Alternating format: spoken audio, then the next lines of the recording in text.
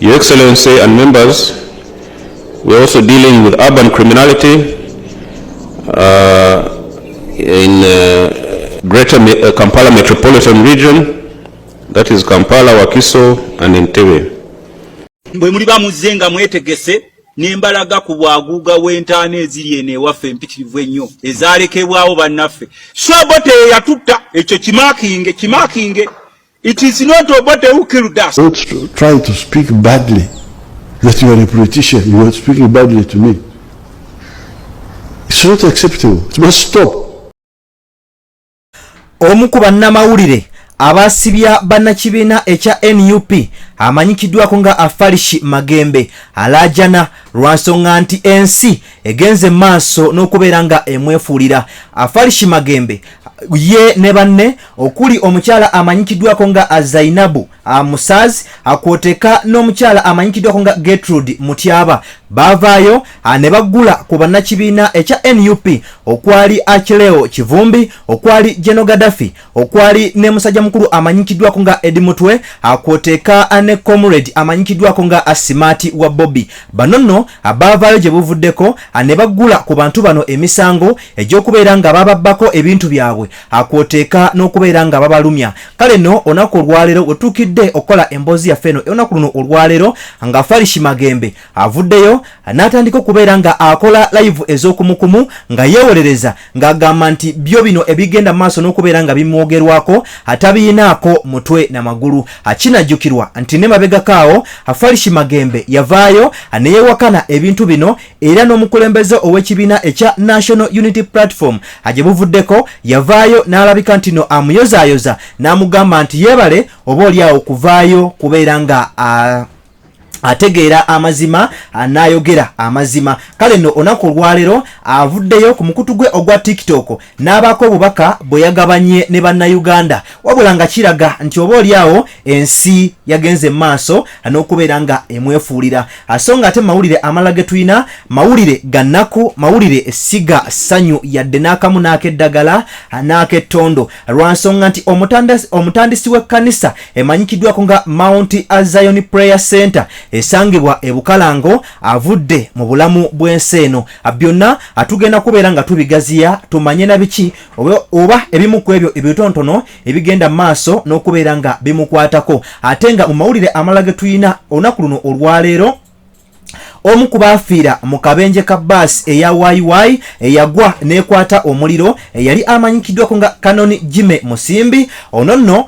bakoze okunoonyereza kale nno ne bakizuula nti ebyasigalira bye tebiina wadde we birabikira. Ajjukira nti akabenje kano kagenda maaso n'okubeera nga katirimbula abantu abawererako ddala wabula nga emirambo gyabwe abamu gyagenda maaso n'okubeera nga gijjibwayo egimu ne gitwalibwa mu ddwaliro mu bitundu ebyekayunga ate n'emirala ne gireetebwa mu ddwaliro wano e Mulago. Wabula ab'eŋŋanda abagenda maaso n'okubeera nga basanga briefcase ye akwoteka ne diary ye wabula ate okusinziira ku ndaga butonde oba DNA gye bagenze maaso n'okubeera nga bakola ate basanzeeyo yadde omulambo gwa musajja mukulu ono yali amanyikiddwako nga Kanoni Jime Musimbi. Kale nno famire yavuddeyo negenda maaso n'okubeera nga etegeka okuziika wabula nga gw'omulambo ate gugenda maaso na kubeera nga gukubibwako eky'omulubaale. Asonga ate Papa ow'omulundi ogw'e267 yagenze maaso n'okubeera nga alondebwa adde mu bigere bya Papa Francis eyava mu bulamu bw'ensi eno gye buvuddeko emabega. Onaku olwaleero avuddeyo anateekawo oba oliawo n'akulemberamu okusaba okwabadde akuteekeddwa ku Sistine Chapel wali eri munda mu ggwanga erya Italy. Kale nno atugenda kulaba ebigambo byavuddeyo anayogera ne speech ye esookedde ddala nga Papa okulemberamu abagoberezi abasobera ddala mu biliyoni namba saako n'obukadde ngaana oba oliawo n'omusobyo obw'Abakatuliki abagenda maaso n'okubeera nga bakkiririza mu nzikiriza eno. Byonna atugenda kubeera nga tubirambula olunaku luno olwaleero asonga ate Minister Balamu avuddeyo n'alaga anti General Muhoozi senga akwata ku His Excellency Robert Kyagulanyi Ssentamu avuddeyo n'alaga technique akoteeka n'engeri gy'ayinza okubeera nga amukubamu akoteeka ne bafoot soldier abagoberera His Excellency Robert Kyagulanyi Ssentamu mitembo byonna atugenda kubeera nga tubirambula olunaku luno olwaleero wabula nzikiriza atusooka tukole bwe tuti then oluvannyuma nkomewo tulambulule ensonga zonna.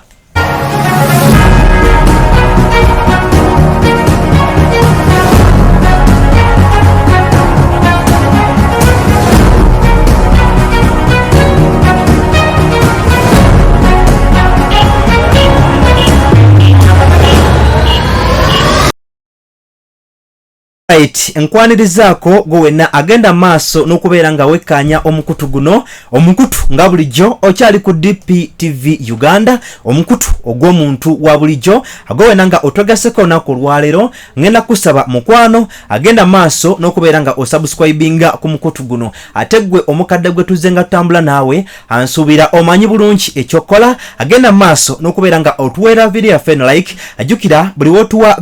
wotuweera video yaffe no like akigiyambako okutuuka ku muntu omulala yeetaaga okubeera nga alaba obubaka buno ate gwe alina kyoteesa oba kyowabula genda wansi mu comment section okituteeremu tugenda kubeera nga atukuddamu wabula nzikiriza essaawa zino ate tulambulule amawulire gaffe agetuyina olunaku luno olwaleero omu ku bannamawulire abagenda maaso n'okubeera nga bagula ku bannakibiina ekya NUP emisango amanyikiddwako nga Farish Magembe olunaku olwaleero agenze ku mukutu gwe ogwa TikTok n'akuba live mu bukubirire ng'agezaako obaolyawo okwewolereza ng'agamba nti ye ebikwatagana n'okubeera nga asibira bannakibiina ekya NUP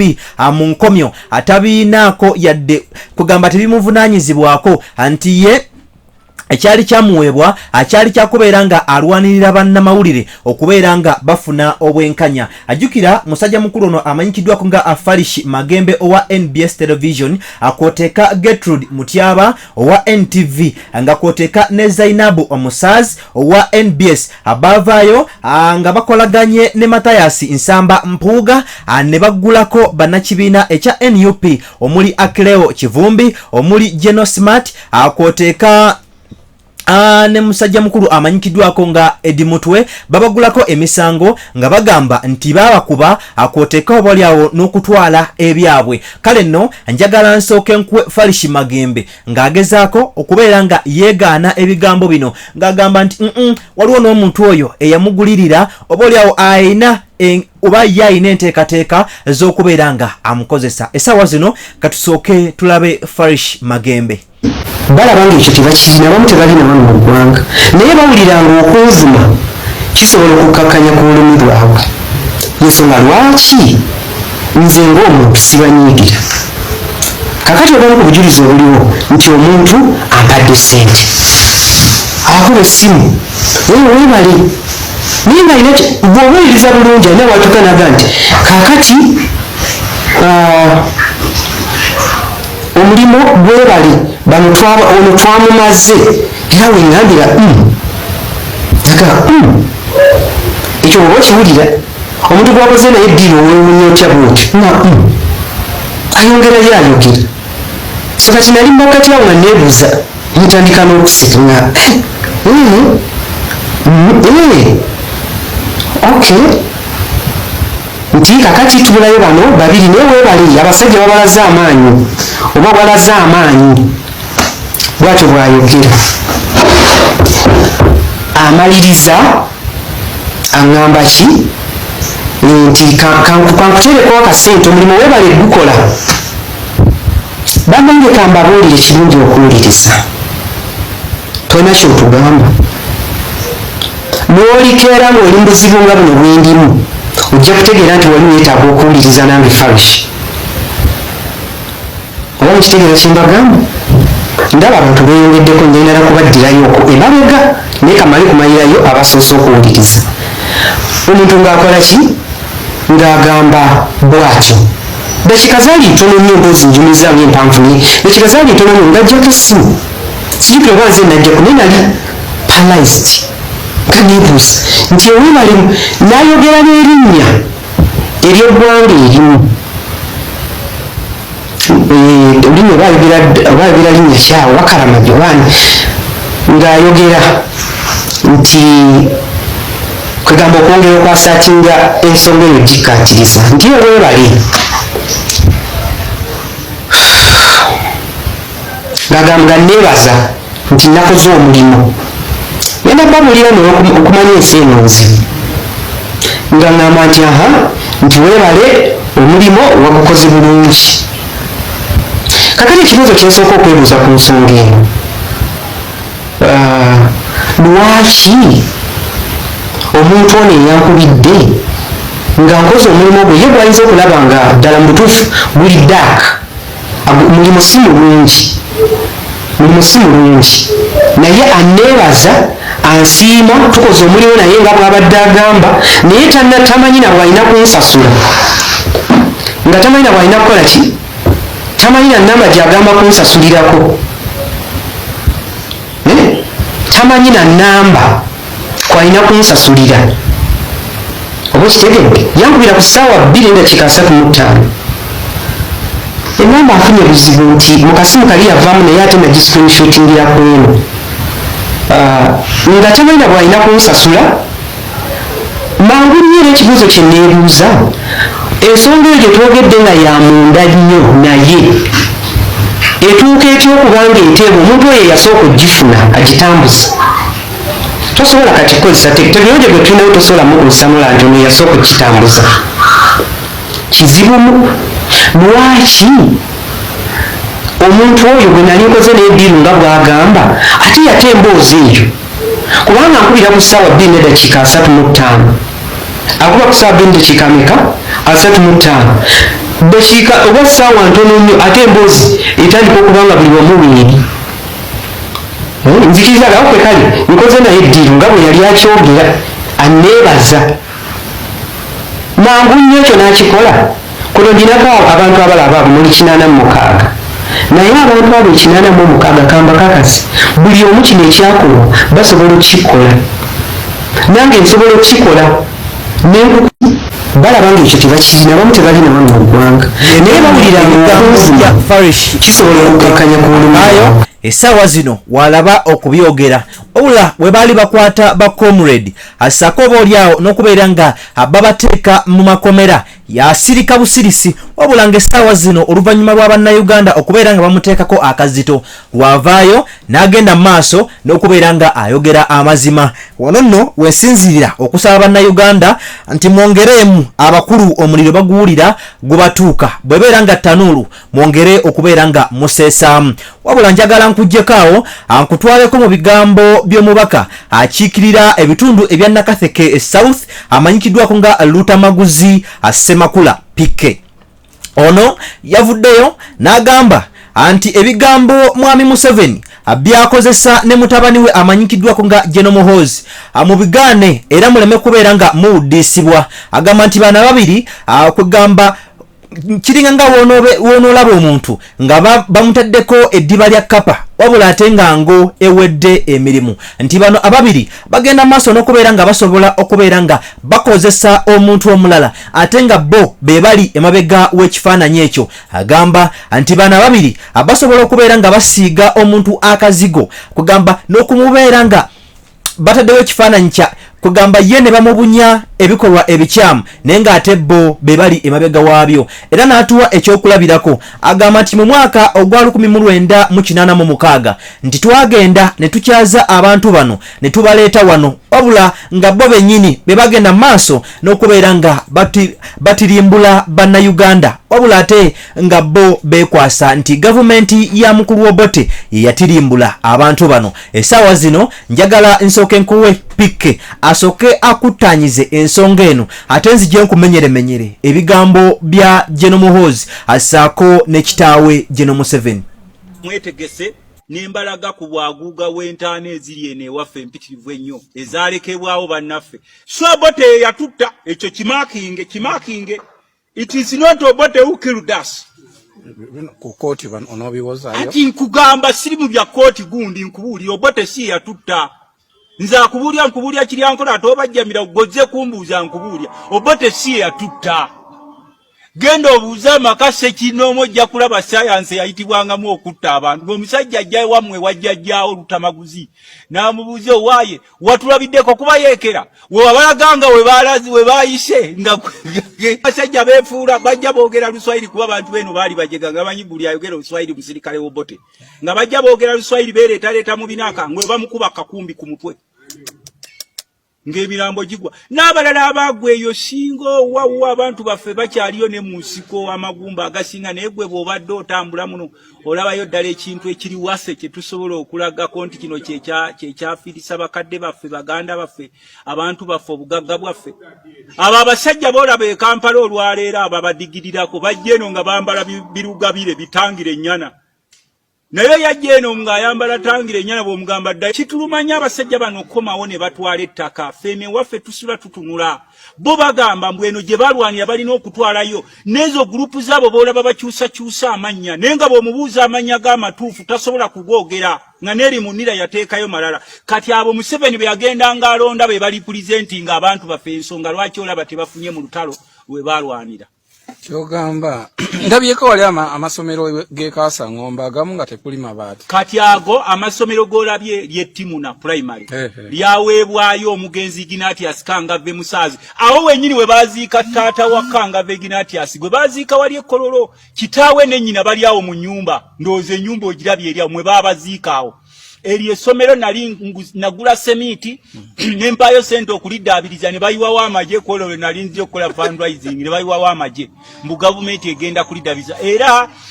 bwe muli bamuzze nga mwetegese n'embalaga ku bwaguuga w'entaani byebyo ebigambo by'omubaka amanyikiddwako nga Honorable Lutamaguzi ng'akunnyonnyola ng'agamba nti ate bwe kituuka mu kubba ettaka abakulu bano bagenda maaso n'okubeera nga beeriisa enkuuli jjukira oluvannyuma lw'okubeera nga balya ente z'abantu mu nsiko eyo ate twalabyeko ng'abakulu bano bagezaako okubeera nga beesiigako akazigo lwasonga nti mu mboozi gye twasoose okubeera nga tukuwa twakoledde emboozi nga tukulaga nti abakulu bano baayise bukubirire meeting ya security gye bagenze maaso n'okubeera nga batuuma high command security eyatuuziddwa mu bitundu eby'entebe mu State House nga bagamba nti tebagenda kubeera nga bakkiriza bikolwa bya tyoboolo asaako n'ebikolwa eby'okubeera nga batulugunya abantu nti ababiri bano akubanga babadde bakulembeddemu enteekateeka eno abavuddeyo ne balungamya eggwanga ne bagamba nti bagenda kusobola okubeera nga bakuba obubinja bw'abantu mu bitundu eby'e Kampala mu bitundu eby'Ewakiso akooteeka ne mu bitundu eby'Entebe kale nno simanyi wa producer olina katambi ka Mwami Museveni ng'agamba nti ye tayinza nakukkiriza muntu kumugambako kyemmanyi ekyo kyabadde kugambako manye ebiseera ebisinga omuntu we bakugambako oyinza olowooza nti bakuvuma ye yakuyise kuvuma kasooke nkuwejje no Museveni. Don't try to speak badly that you are a politician. You are speaking badly to me. It's not acceptable. It must stop. This Sibilungi must stop. The Sibilungi of they run bad things in Europe. Okuvuma abantu. This is not African way. There's no kufirwa, no laws. We want disciplined democracy, not hooliganism, not intimidating people, using bad language. Because we want the people of Uganda to decide the way they want, not to be intimidated. But some of the political groups were making it a habit to intimidate people, to attack people, because they are of different political groups. Now that one is going to stop. The security agencies have discussed it, and it's going to stop. You must speak very well in public, together. Oluvannyuma lw'okuwulira ebigambo bya Mwami Museveni kakati nno twabadde tusuubira nti mu meeting eyo eyatuuziddwa ey'okubeera nga bazza emirembe munda mu ggwanga Uganda nti agenda kubeera nga avumirira ku tweet mutabani we CDF w'eggwanga lino amanyikiddwako nga General Muhoozi okuzivumirira wabula mu ngeri eyo yalabiddwako ng'ate oba oliawo asuusiitiriza asaako n'okuwaana n'okukuliriza ekyo. Producer onkoze bulungi akafaananyi ako akogenda maaso n'okubeera nga olaba bakubidde ekifaananyi wakati bakusiigidde ekifaananyi nga we biri nti waliwo omukulu nga maje nga era bw'omutunulira obulungi bw'omwetegereza afaananira ddala CDF ng'aliko omukulu agwasalako enviiri wabula ng'emabega waliwo akagamba nti Hassan High Command anti ebikolwa bino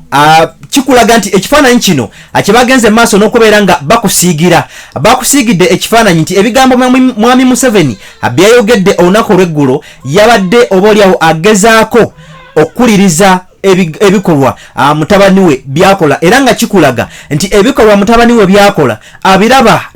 newankubadde nga asirika busirisi era nga kino kiddamu eri bannayuganda nti newankubadde nga babadde bagenda mu maaso n'okubeera nga beebuuza nti ddala kituufu ebikolwa General Muhoozi byakola ne Museveni atuula n'abiraba oba si ekyo tabiraba. Naye olunaku olw'ejjo nkugambye bakubizza meeting batuuziza meeting ey'obukubirire wabere mu bitundu eby'Entebbe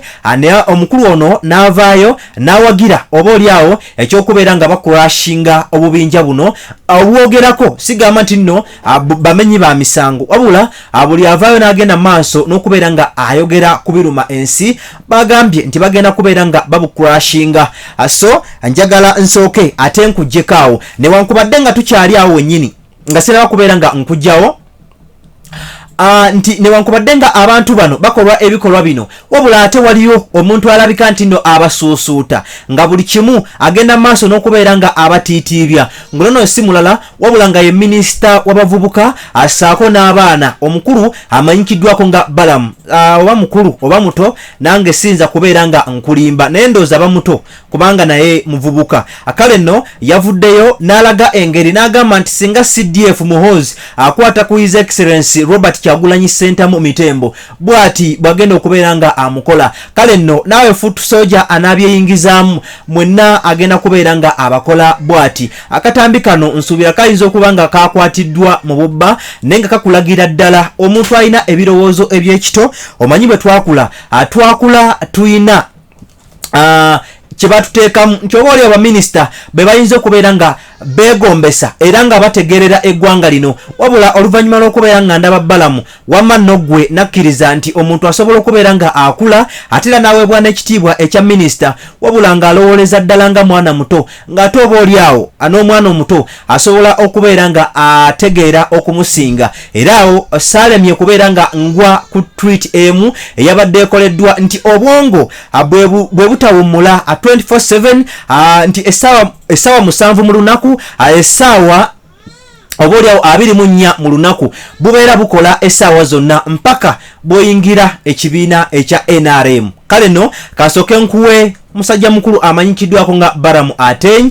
ng'ate oba oliawo akunnyonnyola ng'okutaka nga n'oyaga okutaka akubba ekikonde ekyo akyola byabagatamwe 9-10 akwata gwe bubi wayinawo n'abalala n'abaleeta wamu akubba ekikonde kimu wekiti apakati munoonya lumiru n'abatta ng'ali yesisobola nakuwanika nze nkubulidde kati olaba nze actually mwe omuntu gwe musobola okulwana naye musobola okulwana n'omuntu ava mu kyalo naye temusobola kulwana mujja kufa mulwana bano mukubana abantu kunyaga busimu mutweninga kunyaga abantu busimu okubaani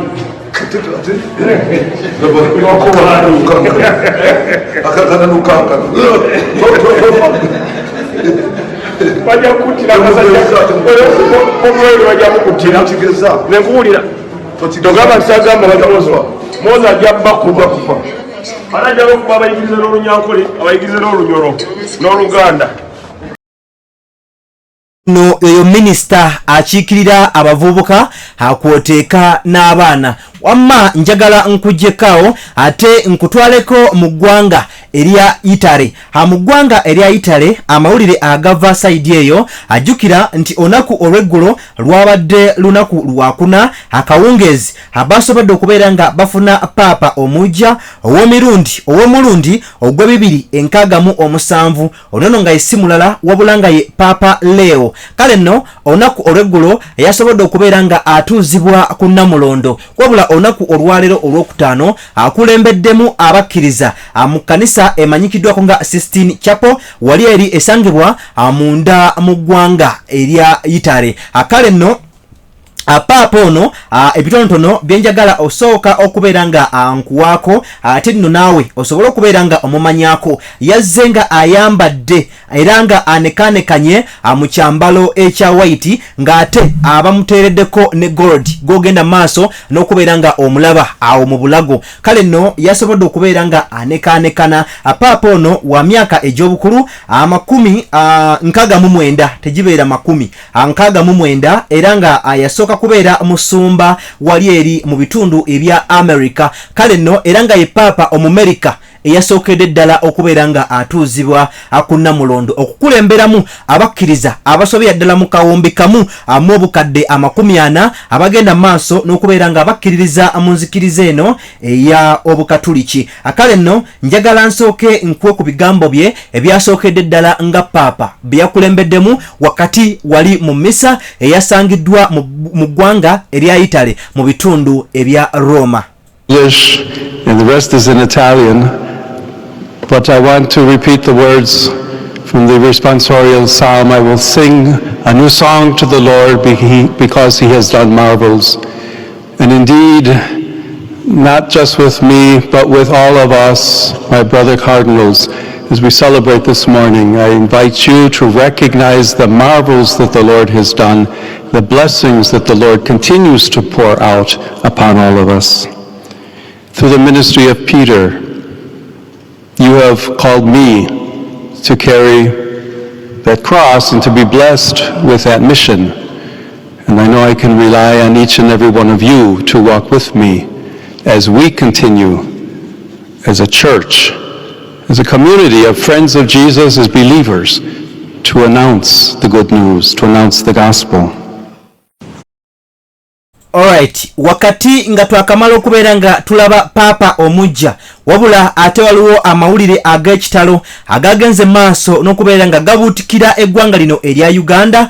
Nti amawulire agavuddeyo gabadde galaga nti Monsina Ex-Bedicto amanyikiddwako nga Magembe w'emyaka 88 era nga ye mutandisi w'ekkanisa eyabadde emanyikiddwako nga Mountain Zion eyabadde esangibwa e Bukalango yavudde mu bulamu bw'ensi eno. Kale nno yazaalibwa mu mwaka ogwa 1937 era eyagenze okubeera nga ava mu nsi muno ng'alina emyaka egy'obukulu gy'abadde 88. Kale nno ono yagenda maaso n'okubeera nga mu mwaka gwali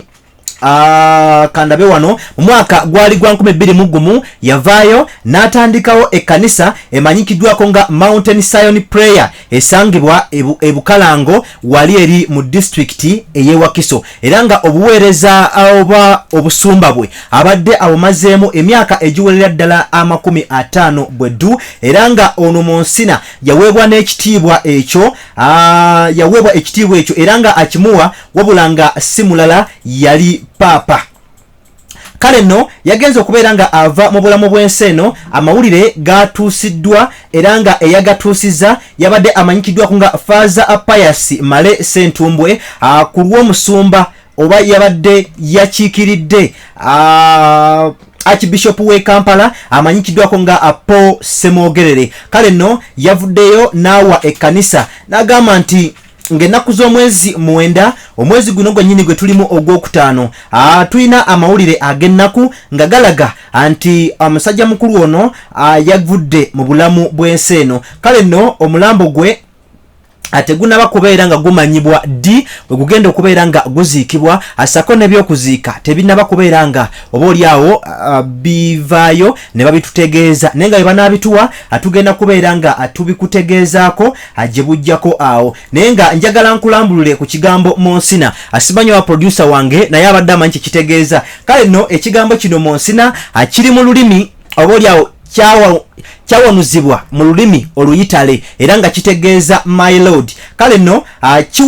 kiweebwa omuntu oyo ng'asiimiddwa paapa kale no amala kusiima olw'emirimu emirungi gy'ogenda maaso n'okubeera nga otuusa ku bannansiibo era nga ono naye akyagenda maaso n'okubeera nga kimugonnomolebwako naye nga wetukoledde emboozi yaffe eno ey'olunaku luno olwaleero ng'agenze maaso n'okubeera nga ava mu bulamu bw'ensi eno era nga naye gwali mwaka gwa 2013 paapa amanyikiddwako nga paapa Bendikito bw'atyo bwe yamugonnomolako ekitiibwa kino naye nga agenze okuva mu bulamu bw'ensi eno nga muwandiisi wa bitabo akwoteeka n'ennyimba era nga mu bulamu bwe bw'amaze ku nsi eno kigambibwa nti asobodde okubeera nga ayiiya ennyimba ezisobera ddala mu 100 kale nno omulambo gwe Omukama Katonda agulamuze ekisa naye nga njagala nkuggyekaawo ate waliwo akabenje akagwawo mu wiiki eno yennyini mu ntandikwa yaayo kugamba amawulire ategaali gassanyu era nga omu ku baafiira mu kabenje kano ajukira nti kagwawo oluvannyuma lwa baasi eya kampani emanyikiddwako nga YY eno nno yagwa akwoteeka n'okubeera nga ekwata omuliro aneesaanawo era nga obulamu bw'abantu obwasobola okubeera nga bugendera mu kabenje kano mwalimu n'obulamu bwa Canon Jime Amusimbi ono nno yagenda maaso n'okubeera nga naye ava mu bulamu bw'ensi eno wabula nga nebutuukidde olunaku luno olwaleero nga ebyasigalira ate binaba kubeera nga bikubibwako eky'omulubaale naye nga amawulire ag'okunoonyereza abasawo ab'ekikugu bagenze maaso n'okubeera nga abekenneenya emirambo gyonna egyagenda maaso n'okubeera nga gisangibwa mu baasi eno wabula bakanyiza kunoonya ng'omulambo gwa Kanoni tegugenda maaso na kubeera nga gulabika ono nno yagenda maaso n'okubeera nga bwe yali agenda mu lugendo luno yatambula ne briefcase akwoteeka ne diary wabula bino ebibiri byagenda maaso n'okubeera nga bisangibwa ku scene awagwa akabenje kano era okusinziira ku balabako n'agaabwe bagamba anti Kanoni ono bagenda maaso n'okubeera nga bamulabako ng'alaajana wabula nga tewali ayamba wabula ab'eŋŋanda anti abagenda maaso n'okubeera nga bajjawo emirambo gino ne bagitwala mu ggwanika era mu ggwanika lye bagitwalamu mwalimu ery'emulago kwoteeka n'eryekayunga wabula ab'eŋŋanda bwe batuuse mu mochari ezo bagenze okukizuula okusinziira ku DNA ezaakolebwa nga omulambo gwe teguliimu wabula ab'eŋŋanda tekyabalemesezza genda maaso nakulabika nti nno bategeka okuziika kuno era nga mu kuziika kuno bakutegese newankubadde nga omulambo gwa Kanoni ono tegwagenda maaso na kubeera nga guzuulibwa wabula ono yakolako nga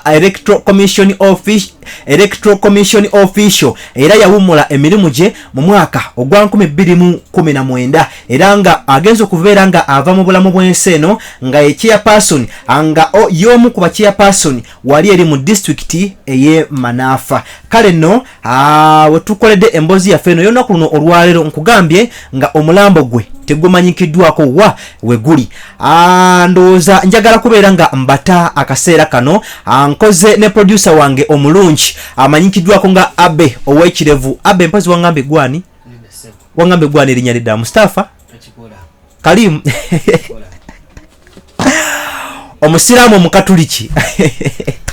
ayabaddewo okubeera nga akyusakyusa ebifaananyi nga bulijjo Morgan Keys 256 official CEO Kalidalu content creator Luwero's finest nkusiibudde abalungi abatuwuliriza era abatulaba olunaku olwaleero tukyaddeko ewa Sheikh Ashraf Dembe sibusanyusa okubalaba amannya agange Seeka Ashraf Dembe akola ku bizibu by'enjawulo omuntu singa balina ebirwadde nsomereddwa tunywa amazzi ga lukuya nga bw'obadde ogalaba tugenda abantu ku kyoto ne twokya emizimu emibi egibabaamu n'okulomba edduwa abantu singa abeera ng'ali wano atuuse sobola okumulombera edduwa ne waba atatuuse nga mpadde amannya ge naye ng'ali wala manyeetaase enamba yange yenu eri 0701 namwe banyinaffe abali ebweru oyagala okuba nti oyagala okulombera ku ddwa ng'olina ebizibu viza zibuze amaka gakolongotana sente zikola zimpita mu ngalo ojja kumpeereza ekifaananyi kyo n'amanyago ebyo byokka bijja kumala nja kukulombera edduwa ojja kutereera olunaku olusembayo mu mwezi mba n'edduwa eyawamu ffenna n'abalwadde bange abakadde n'abapya. Assalamu alaikum warahmatullahi wabarakatuh.